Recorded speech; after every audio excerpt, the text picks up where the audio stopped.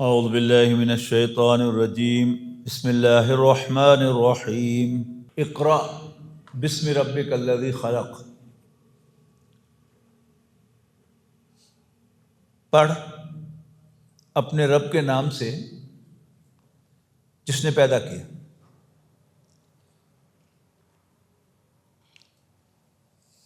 ہمارے ذہنوں میں بالعموم ایک خیال بیٹھا ہوا ہے کہ جیسے اہل عرب کو نبی اکرم صلی اللہ علیہ وسلم نے اللہ کا تعارف کروایا، اس سے پہلے شاید وہ اللہ کے منکر تھے یا اللہ کو سرے سے جانتے ہی نہیں تھے۔ یہ خیال درست نہیں ہے۔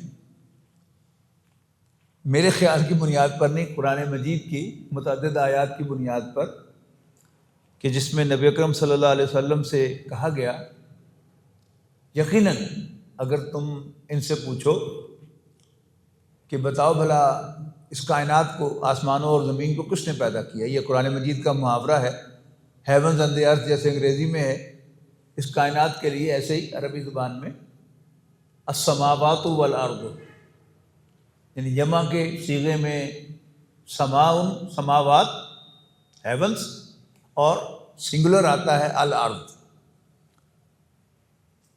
مراد اس سے کیا ہے؟ کائنات، یہ پوری جو موجودات ہے، ایوری تھنگ دیٹ ایگزسٹ۔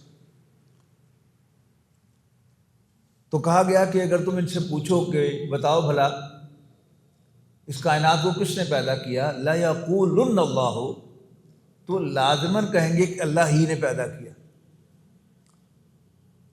یعنی اس کا مطلب کیا ہے کہ اہل عرب اللہ تعالیٰ کو جانتے اور پہچانتے تھے کہ وہ اس کائنات کا خالق ہے، اس نے ہر چیز کو پیدا کیا ہے۔ یہ آیت تو کئی دفعہ آئی ہے۔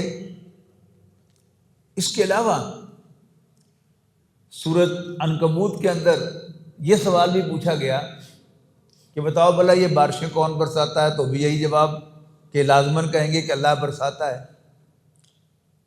سورۃ یونس کی آیت نمبر 31 میں تو یعنی حد ہو گئی کہ فرمایا کہ ان سے پوچھو قل من یرزقکم من السماء والارض، کہ زمین و آسمان سے تمہیں کون رزق دیتا ہے، ہو از یور پرووائڈر، ام من یملک السمع والابصار، یہ پوچھو یا یہ پوچھو کہ کس کے کنٹرول میں ہیں کان اور آنکھیں، اور کون ومن یخرج الحی من المیت ویخرج المیت من الحی، اور کون مردہ سے زندہ کو، زندہ سے مردہ کو پیدا کرتا ہے۔ اور یہ بھی پوچھو ومن یدبر الامر، کہ کون کاموں کی تدبیر کرتا ہے۔ سیقولون اللہ، تو کہیں گے اللہ۔ تو وہاں کہا گیا فقل افلا تتقون، پھر ان سے پوچھو کہ اس سے ڈرتے کیوں نہیں ہو، جبکہ تم یہ سب کچھ اللہ کے بارے میں مانتے ہو کہ وہی تمہارا پرووائڈر ہے، وہی تمہاری آنکھوں اور کانوں کو کنٹرول کرتا ہے، وہی زندگی اور موت کا مالک ہے، اور وہی اس پوری کائنات کا نظام چلا رہا ہے، تو پھر اسے ڈرتے کیوں نہیں۔ پھر اللہ تعالیٰ کا قرآنی تعارف کروایا گیا، فذالکم اللہ ربکم الحق، تو پھر سن لو یہی اللہ تمہارا حقیقی رب ہے۔ لفظ اللہ قرآن مجید میں اللہ تعالیٰ کے لیے بنا ہے، عربی زبان میں اللہ تعالیٰ کے لیے بنا تھا، اور غیر اللہ کے لیے بولا ہی نہیں جا سکتا۔ جیسے انگریزی میں آپ سب جانتے ہیں دو گاڈز ہیں، ایک سمول جی والا گاڈ ہے، اس کی جمع بھی ہے، اس کی فیمینن بھی ہے، گاڈز اینڈ گاڈیسز، لیکن جو کیپٹل جی والا گاڈ ہے، نہ کبھی اس کے ساتھ اے لگتا ہے، نہ دی لگتا ہے، نہ اس کا کوئی پلورل ہے، نہ اس کا کوئی فیمینن ہے، تو وہ کیپٹل جی والا گاڈ جو ہے وہ اللہ تعالیٰ کے لیے ہے۔ اگرچہ بہت سے لوگ بڑے اس میں ایموشنل ہو جاتے ہیں ہمارے اپنے بھائیوں میں سے کہ بس اللہ کا نام جو ہے وہ اللہ ہے، گاڈ اس کو نہ کہو، خدا بھی اس کو نہ کہو۔ یہ بات جو ہے وہ ذرا جذباتی بات تو ہے، لیکن اس کے اندر کوئی حقیقت نہیں ہے۔ تو قرآن مجید میں عربی زبان میں لفظ اللہ اللہ تعالیٰ کے لیے بنا تھا، اور صرف اسی کے لیے بولا جا سکتا تھا، جیسے انگریزی میں کیپٹل جی والا گاڈ۔ لیکن لفظ رب عربی زبان میں اللہ تعالیٰ کے لیے نہیں بنا تھا. ذہن میں رکھیے گا کہ عربی ہو، اردو ہو یا انگریزی ہو یا فرینچ ہو یا لیٹن ہو، یہ سب انسانوں کی زبانیں ہیں. ان کے سارے ایکسپریشن جو ہیں وہ ہیومن ہیں. لیکن اللہ تعالیٰ نے عربی زبان میں اپنا کلام نازل کیا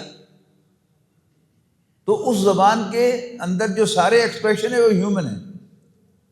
تو عربی زبان میں لفظ اللہ تو اللہ تعالیٰ کے لیے بنا تھا، لیکن لفظ رب اللہ کے لیے نہیں بنا تھا.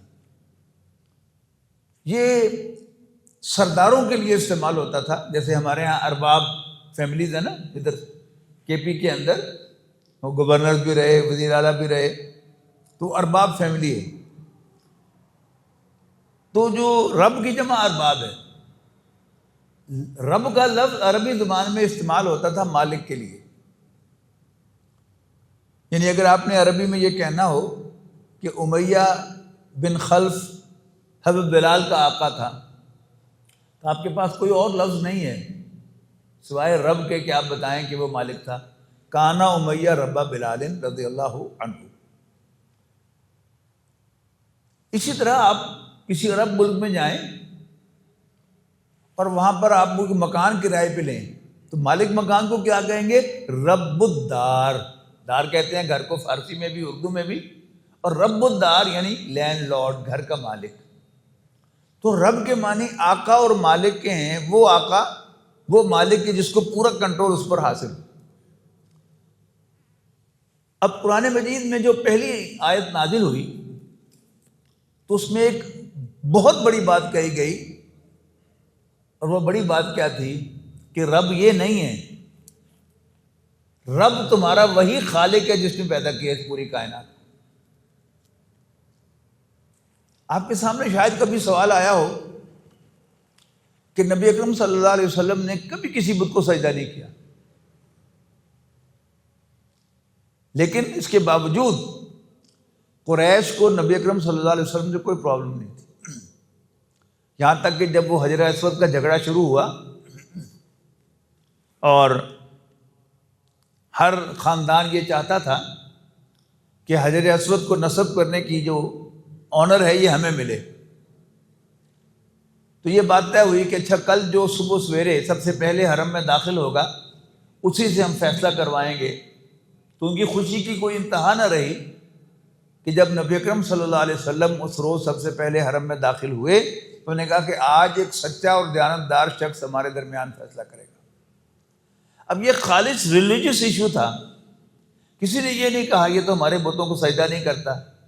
نہیں، یہ سجدہ اور جو ذاتی معاملات ہیں یہ علیحدہ چیز ہوتی ہیں، لیکن جو عام دنیاوی معاملات ہیں ان میں انسان کو دخل نہیں ہوتا. میں نے پہلے بھی کئی دفعہ یہاں مثال دی ہے کہ اگر آپ کو کوئی امپلائی چاہیے اپنی دکان کے لیے، اپنے آفس کے لیے، تو آپ کے سامنے کیا کرائیٹیرین ہوگا کہ کمپیٹنٹ ہو اور دیانتدار ہو.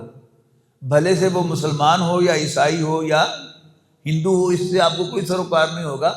آپ کے کاروباری جو انٹرسٹ ہے وہ کس چیز میں ہے کہ وہ کمپیٹنٹ ہو اور دیانتدار ہو. اور اگر آپ کے سامنے دو آدمی آئیں، ایک ان میں سے مسلمان ہو لیکن اس کی ریپیوٹ اچھی نہ ہو، کہیں سے آپ کو خبر ملے کہ اس نے فلان جگہ پر وہ نکالا ہی اس لیے گیا تھا کہ اس نے ہیرا پھیری کی تھی، تو you will never ever appoint ہم. اس کے مقابلے میں آپ کوئی دوسرا شخص جو کسی اور مذہب سے تعلق رکھتا ہو لیکن اس میں یہ دونوں صفات ہوں کہ کمپیٹنٹ بھی ہو اور دیانتدار بھی ہو، تو آپ اس کو اپوائنٹ کریں. تو نبی اکرم صلی اللہ علیہ وسلم ایک سچے اور دیانتدار کی شخص کی حیثیت سے آپ کی حیثیت اسٹیبلش تھی. مکے والے جانتے تھے، لیکن انہوں نے اس کو ایشو نہیں بنایا کہ تو ہمارے بتوں کو سجدہ نہیں کرتا. پھر اچانک کیا ہو گیا کہ جب آپ نے اسی بات کا اعلان کوئی صفحہ پر کھڑے ہو کے کیا تو سب لوگ آپ کے مخالف ہو گئے. اس کی وجہ یہ تھی کہ اب یہاں صرف اللہ کے الہ ہونے کا ذکر نہیں تھا. نبی اکرم صلی اللہ علیہ وسلم نے اللہ تعالیٰ کا ایک نیا تعارف کروا دیا ان کے سامنے، اور وہ کیا ہے؟ تمہارا رب اللہ ہے. اب یہاں بھی سمجھیے گا بات کہ اپیرنٹلی عام آدمیوں کے لیے یہ بڑا بینائن ایک ایشو تھا کہ تمہارا آقا امیہ بن خلف نہیں، اللہ ہے۔ یہ نہیں کہا قرآن مجید نے کہ تم ان کی خدمت نہ کیا کرو، تمہارا مخدوم ہے وہی، تمہاری خدمت کے لائق ہے، لیکن تمہارا رب نہیں ہے، تمہارا مالک نہیں۔ بڑی نظریاتی بات تھی۔ اب عام لوگوں کے لیے تو یہ ایک چھوٹی سی بات تھی، لیکن سرداروں کے لیے بہت بڑی بات تھی۔ ان کو یہ بات خوب سمجھ میں آ گئی اول روز سے کہ محمد ہمارے نیچے سے ہماری کرسی کھینچ رہا ہے۔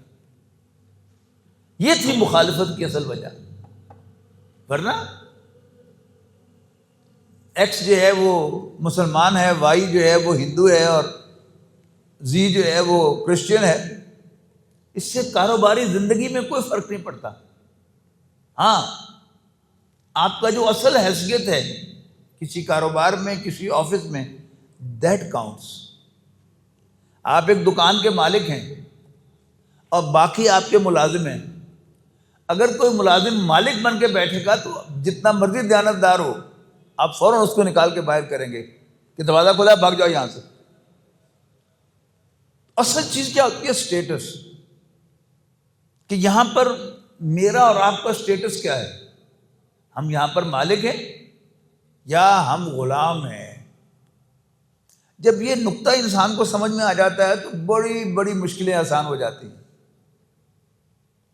دیکھیے، میں، آپ، ہم سب اس دنیا میں آئے، کون لایا ہمیں؟ ہماری کوئی مرضی تھی؟ نہیں۔ فیئر کمپلیکشن سب کو اچھی لگتی ہے، لیکن اللہ تعالیٰ نے ہم میں سے جس کو چاہا گورا بنایا، جس کو چاہا سانولا بنایا، جس کو چاہا کالا بنایا، جس کو چاہے اچھے نین نقش عطا کیے، اور جس کو چاہا بس نارمل سے نین نقش رکھے، جس کو چاہا ذہین بنایا، جس کو چاہا تنگ دست بنایا، جس کو چاہا کھاتے پیتے گھرانے میں پیدا کیا، جس کو چاہا غریب گھرانے میں پیدا کیا۔ تو یہ سب کیا تھے؟ یہ اس مالک کے اختیارات تھے جو ایکسرسائز ہوئے۔ اور یہاں تک کہ آپ غور کیجیے گا، یعنی بعض انٹلیکچوئل جو ہیں وہ بڑی سٹل قسم کی گالیاں دیتے ہیں اللہ تعالیٰ کو کہ دیکھیں جی اس شخص کا کیا قصور ہے جو نابینا پیدا ہوا۔ یعنی اس وقت ساری بات کا حاصل کیا ہوتا ہے کہ بڑی زیادتی ہے۔ زیادتی کی ڈیفینیشن کیا ہے؟ حق تلفی۔ جب حق ہی نہ ہو تو حق تلفی نہیں ہوتی۔ میرا حق نہیں تھا کہ اللہ تعالیٰ مجھے آنکھیں دیتا، اس نے مجھ پر مہربانی کی کہ مجھے دیکھنے والا بنایا، سننے والا بنایا، اپاہج پیدا نہیں کیا، میری ٹانگوں میں، میرے پاؤں میں طاقت رکھی، مجھے صحیح سلامت ذہن عطا کیا۔ یہ سب کیا ہیں؟ اس کی عنایات ہیں، اس کی مہربانیاں ہیں۔ یہ میرا حق نہیں تھا۔ تو اللہ تعالیٰ کو اگر ہم اپنا رب مان لیتے ہیں تو زندگی بڑی آسان ہو جاتی ہے۔ وہ چیز کیوں نہیں ملی؟ نہیں، میرے مالک کا یہی فیصلہ ہے کہ وہ مجھے نہ ملے، وہ اس کو مل جائے، اور جو مجھے اللہ نے عطا کی ہے یہ کوئی روک نہیں سکتا تھا۔ تو بڑا زبردست پیغام جو ہے پہلی آیت میں دیا گیا کہ جس کو تم اپنا خالق مانتے ہو، اس پوری کائنات کا خالق مانتے ہو، وہی تمہارا رب ہے۔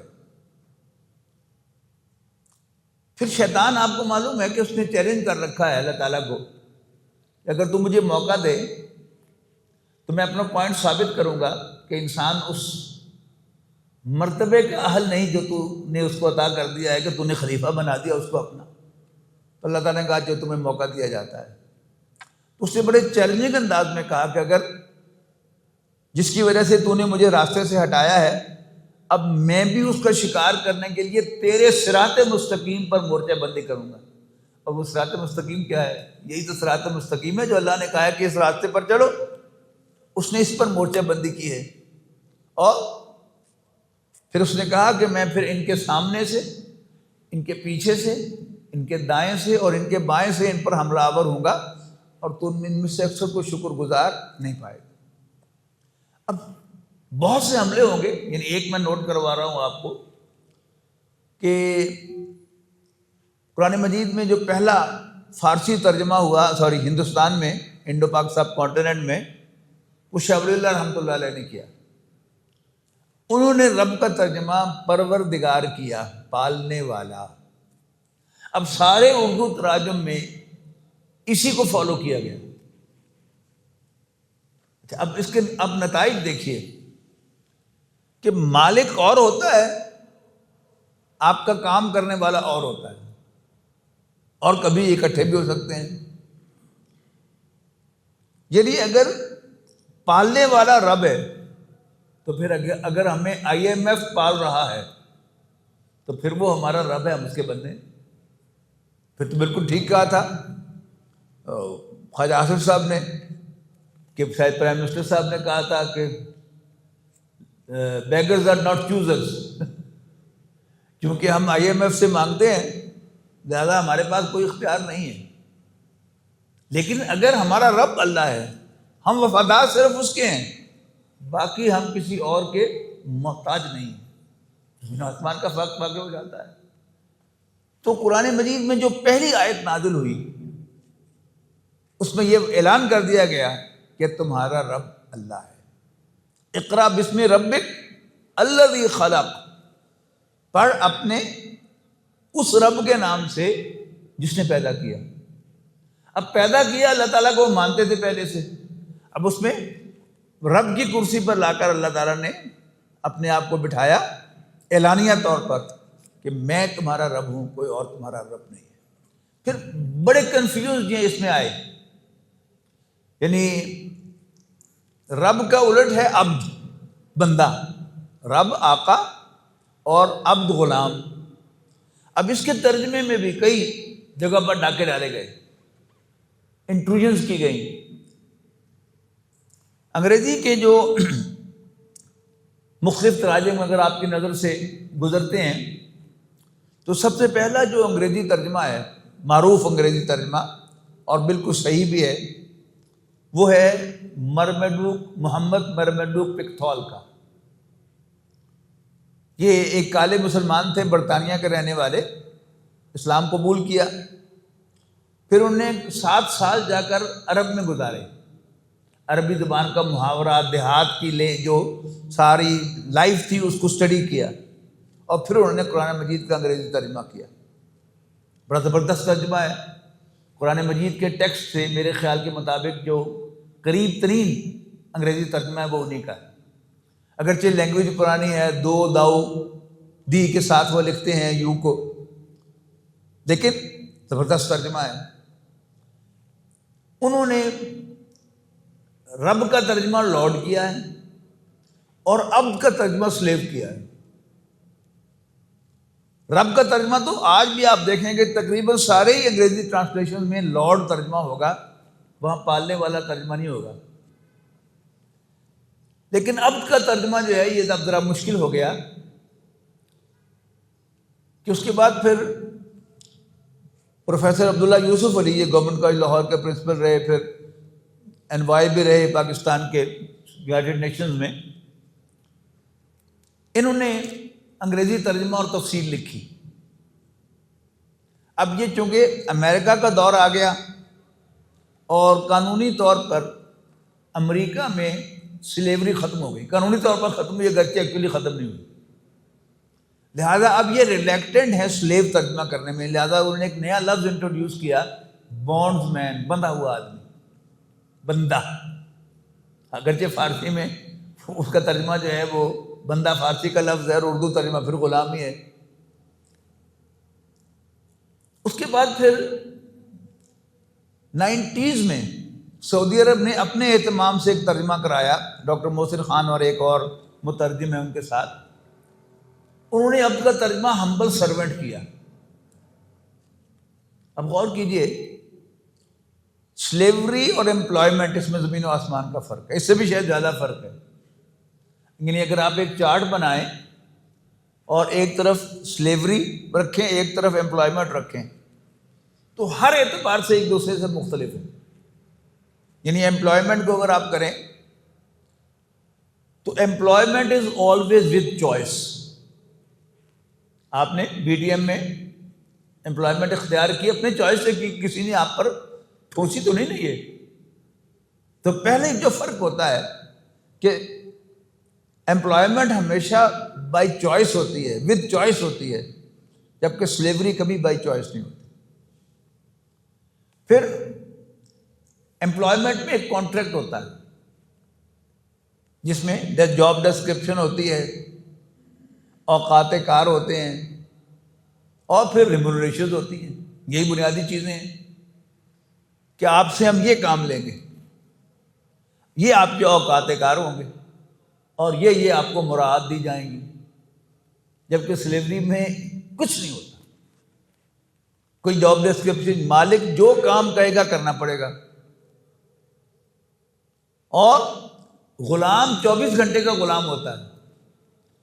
یعنی عربی کی مشہور ڈکشنری ہے المنجد, اس میں عبد کا ترجمہ لکھا ہے جدی پشتی غلام. کیا مطلب؟ میں بھی اللہ کا غلام ہوں. میرے والد مرحوم, میرے دادا مرحوم, پردادا مرحوم, یہاں تک کہ میرے بڑے جد امجد آدم علیہ السلام بھی اللہ کے غلام تھے. یہ ہے جدی پشتی غلام. پھر یہ کہ میں پیدا بھی غلام ہوا تھا, اب بھی غلام ہوں, مروں گا بھی غلام, اور قیامت کے دن اٹھوں گا بھی تو بھی میں اللہ کا غلام ہوں. ٹھیک ہے نا؟ یہ ہے غلامی. تو اللہ تعالیٰ کیا ہے؟ وہ مالک ہے. اس آن بھی, میری پیدائش سے پہلے بھی اسی نے فیصلہ کیا کہ مجھے وہ وجود بخشے. یہ تو فرق ہو گیا نا امپلائمنٹ میں اور سلیوری میں. اسی طرح خالق اور مالک میں بھی فرق کو سمجھ لیں. آپ کے پاس ایک پیس آف لینڈ ہے, ایک قطعہ زمین ہے, آپ اس کے مالک ہیں, لینڈ لارڈ ہیں.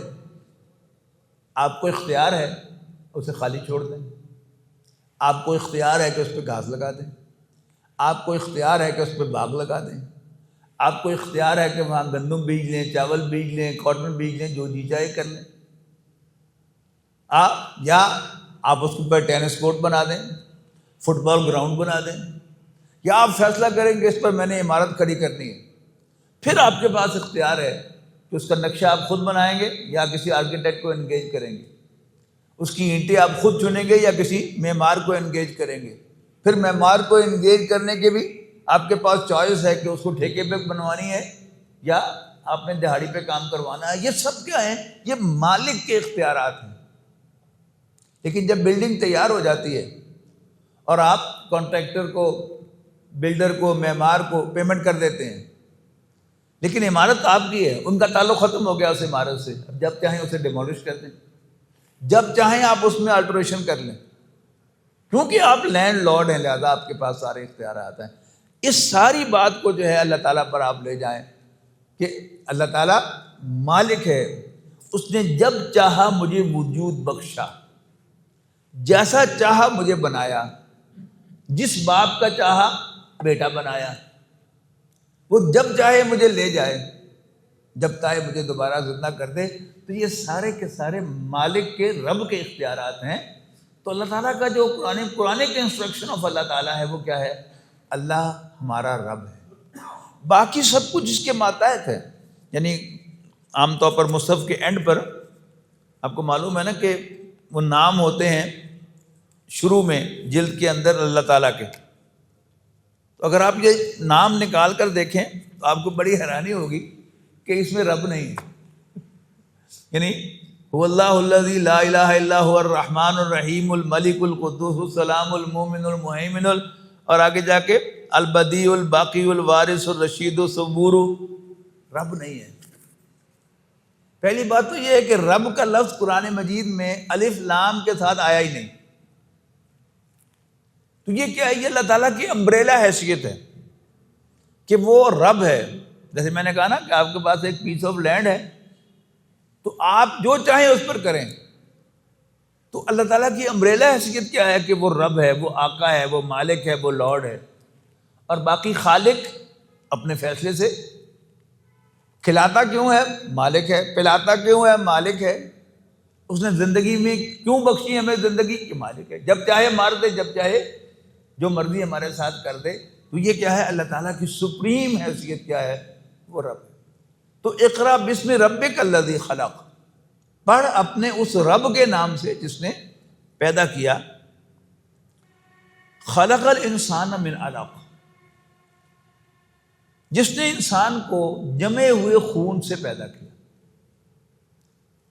اچھا، بعض لوگ جو ہیں وہ اس معاملے میں بڑے جذباتی ہو جاتے ہیں کہ قرآن مجید سائنس کی کتاب ہے، اس میں سائنٹیفک فیکٹس تو بیان ہو سکتی ہیں، لیکن عام زبان کے اندر. اور دوسری بات میں یہ عرض کروں گا کہ جو بھی سائنٹیفک فیکٹس قرآن مجید میں بیان ہوئی ہیں وہ ایک عام آدمی کی انڈرسٹینڈنگ کی، کامن سینس کی چیزیں ہیں. جمع ہوا خون یہ انسان کی تخلیق کا پہلا سٹیپ ہے یا ارلیئر سٹیپ ہے. کیسے؟ دیہات میں رہنے والی ایک خاتون جس نے اسکول کا منہ بھی نہ دیکھا ہو کبھی، وہ انڈا توڑتی ہے اور اس میں اس کو سرخ لائن نظر آتی ہے تو پھینک دیتی ہے کہ ہو یہ تو بچہ بننا شروع ہو گیا، انڈا خراب ہو گیا. اور اربوں کی بھیڑ بکریاں، ان کی اونٹنیاں، خود ان کی خواتین ایبورٹ کرتی تھی کہ نہیں؟ مس کیریج ہوتے تھے ان کے. ارلی ایبورشن میں کیا ہے؟ خون نکلتا ہے. بلکہ ان کے جو ایام ہوتے ہیں وہ کیا ہوتا ہے؟ اللہ تعالیٰ نے جو خون ریزرو کیا ہوتا ہے ان کی یوٹرس میں اس بچے کے لیے، اگر وہ حمل نہ ہو تو پھر اللہ تعالیٰ کا ایک نظام ہے کہ وہ ضائع ہو جاتا ہے.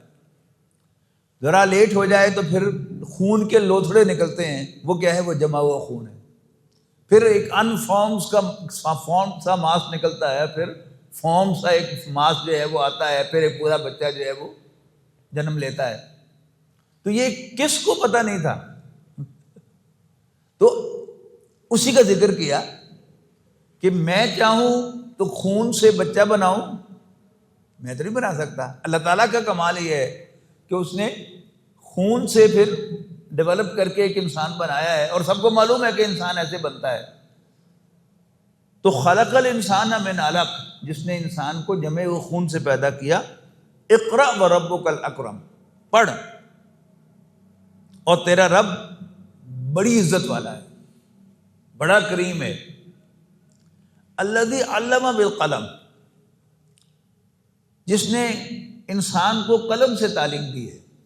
یعنی ویسے تو تعلیم کے بڑی سورسز ہیں، اب تو ہم انفارمیشن ٹیکنالوجی کے دور میں رہ رہے ہیں، لیکن یہ انفارمیشن ٹیکنالوجی بھی بیس کس پر کرتی ہے؟ علامہ بالقلم پر. ہم نے اسکول میں یا اپنے والدین سے الف بے سیکھی قلم کے ساتھ، تو ہم اس قابل ہیں نا کہ انفارمیشن ٹیکنالوجی کو بھی استعمال کر سکے. تو جو بیسک علم ہے وہ کیا ہے؟ وہ قلم کے ذریعے ہے. علم الانسان ما لم یعلم، اور انسان کو تعلیم دی اس چیز کی جو وہ کبھی نہ جان سکتا. اس کے یہ پہلا سبجیکٹ ہے اس سورت کا. اس کے بعد 3 آیات میں دوسرا ایمان جو اہم ترین ہے وہ کیا ہے؟ کلا ان الانسان لیطغی، نہیں، انسان سرکش ہو ہی جاتا ہے. کیوں سرکش ہو جاتا ہے؟ الراہ استغنی، اس لیے کہ اپنے آپ کو بے پرواہ دیکھتا ہے، کوئی پوچھنے والا نہیں ہے. یعنی انسان کی آبزرویشن کیا ہے کہ انسان زہر کھا کے تو مر جاتا ہے لیکن حرام کھانے سے نہیں مرتا. یہ ہمارا سب کا تجربہ ہے نا. یہ کیا ہے؟ اس سے انسان کو فیلنگ ہوتی ہے کہ یہ جو ذرا رومانٹک قسم کی باتیں ہیں، عدل، انصاف اور حقوق، ان کی کوئی حیثیت نہیں ہے. اصل کیا ہے؟ فزیکل فیکٹس، کہ ایک چیز جو انسان کے جسم کو ہلاک کر دیتی ہے، اگر میں وہ کھاؤں گا تو مر جاؤں گا. بے شک میں ڈھیروں مال جو ہے وہ ڈکار جاؤں دوسروں کا، پھر نہ میرے پیٹ میں درد ہوتی ہے، موت تو بہت دور کی بات ہے. تو یہ انسان کو جری کر دیتی ہے. کلا، بڑی خوبصورت آیات ہیں، یاد کرنے کے لائق ہیں. 3 چھوٹی چھوٹی آیات ہیں، یاد کر لیں اس کو. یعنی ایمان بالآخرت کا خلاصہ ہے یہ. نہیں، انسان سرکش ہو ہی جاتا ہے. اور راہ استغنا، اس لیے کہ اپنے آپ کو بے پرواہ دیکھتا ہے کہ کوئی پوچھنے والا نہیں ہے. ان الی ربک الرجا، اے انسان تجھے اپنے رب کے حضور لوٹایا جائے گا، تجھے اپنے رب کے حضور لوٹنا ہے. اس کے بعد پھر تیسرا مضمون آیا، یعنی یہ صورت جو ہے یہ صورت مدثر سے مشابہ ہے. اس میں بھی ایک کردار کا ذکر تھا بڑی تفصیل کے ساتھ، وہ ولید بن مغیرہ تھا. یہاں جس کردار کا ذکر ہے وہ ابو جہل ہے. کیا فرمایا؟ ابو جہل کے بارے میں آپ کو معلوم ہوگا کہ یہ کھرا آدمی تھا. سورۃ اللیل میں ہم پڑھ کے آئے نا اس کا کردار بھی، کہ یہ حضرت ابوبکر کے ساتھ کھڑا تھا، صدقہ و خیرات بھی کرتا تھا، اور کردار کا بھی بڑا ٹھیک تھا، بچ بچ کے چلتا تھا. مار کہاں کھائی؟ مار تو اس نے کھائی کہ نبی اکرم صلی اللہ علیہ وسلم کو اس نے اللہ کا رسول نہیں مانا، حالانکہ اس کا دل اس بات کو قبول کر چکا تھا. کیوں نہیں مانا؟ کہ اگر ہم محمد کو اللہ کا رسول مان لیں تو ہم بنو ہاشم کے ہمیشہ ہمیشہ کے لیے غلام ہو جائیں گے، یہ نہیں ہو سکتا. اب اس کردار کا یہاں پر ذکر آ رہا ہے. اس کے بارے میں بھی آپ نے بچپن سے جو سیرت پڑھی ہے آپ نے سن رکھا ہوگا کہ اس نے خانہ کعبہ کے گرد جو مختلف سردار ہوتے تھے ان کی دریاں بچھی ہوتی تھی. یہ ابو جہل کی ہے، وہ ولید بن مغیرہ کی ہے، یہ عبد المطلب کی ہے، یہ ابو طالب کی ہے.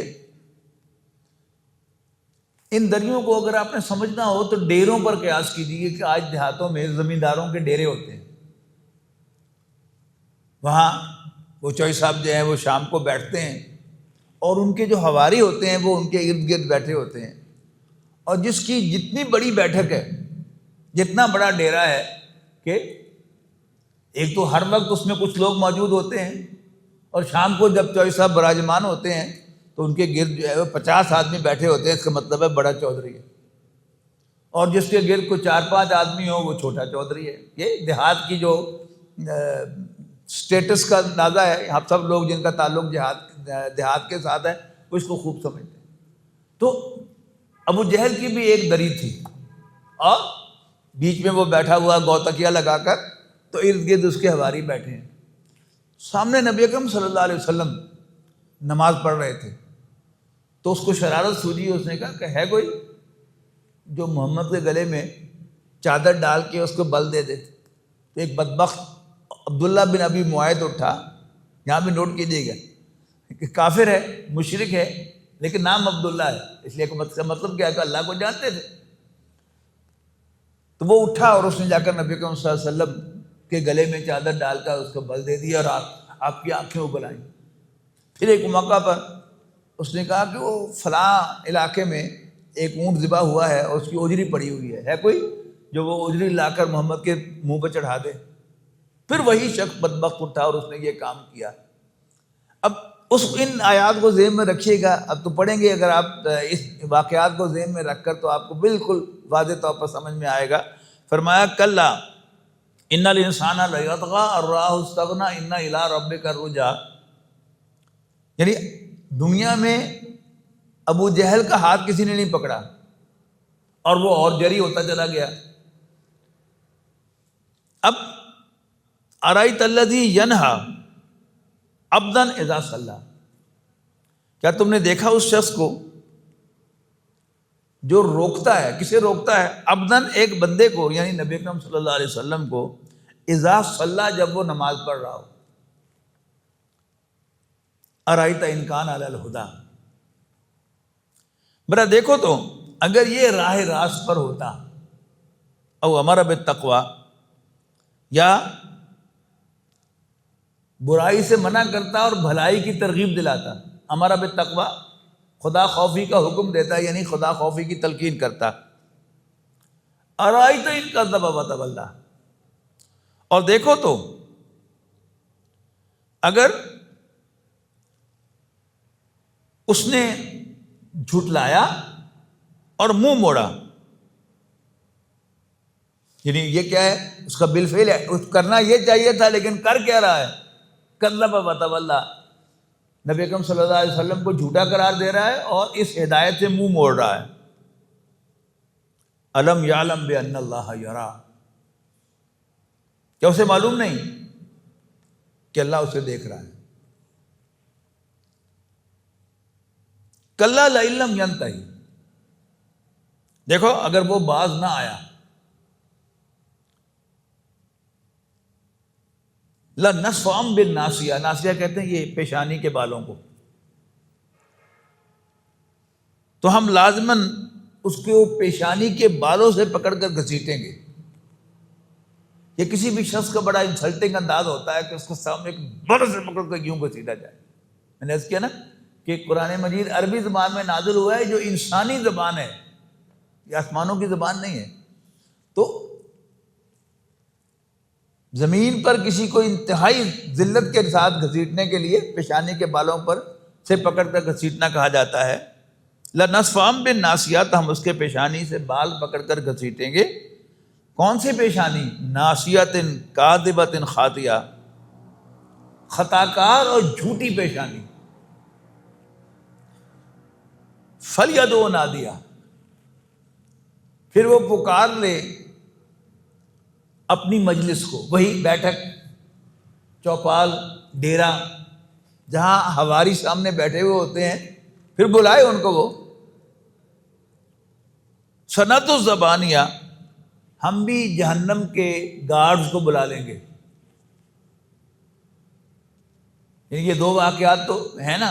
اس کے علاوہ ایک واقعہ ہے، یہ بعد میں پیش آیا ہے، کہ جب نبی اکرم صلی اللہ علیہ وسلم کو خاندان بنو ہاشم میں سے نکال دیا گیا اور پھر مطعم بن عدی کی پناہ لے کر آپ آئے. وہ ایک شخص تھا، پورا خاندان تو نہیں تھا. تو ابو جہل نے یہ کہا ہوا تھا کہ میں اس کو کرش کر دوں گا اگر میں نے پھر اس کو نماز پڑھتے ہوئے دیکھا. قسم کھائی تھی اس نے.